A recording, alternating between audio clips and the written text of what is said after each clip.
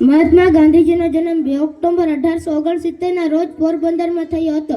તેમનું પૂરું નામ મોહનદાસ કરમચંદ ગાંધી હતું. તેમને બાળપણમાં શ્રવણની વાર્તા વાંચી અને ગાંધીજી માધ્યમિક શિક્ષણ પૂરું કરી ઉચ્ચ અભ્યાસ કરવા માટે વિલાયત ગયા અને બેરિસ્ટર બન્યા.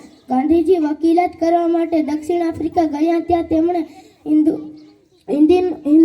હિન્દુઓનો ગૌરવો દ્વારા થતો અન્યાય જોયો. તે અન્યાય દૂર કરવા માટે ગાંધીજીએ અહિંસક લડત ઉપાડી. તે લડતમાં તેમણે સફળતા મળી. ગાંધીજી દક્ષિણ આફ્રિકાથી ભારત આવ્યા ત્યારે ભારતમાં અંગ્રેજોનું શાસન હતું. અંગ્રેજીને ભારતથી મુક્ત કરાવવા ગાંધીજીએ દેશવ્યાપી આંદોલન શરૂ કર્યું. છેવટે ભારતને 1947માં આઝાદી મળી.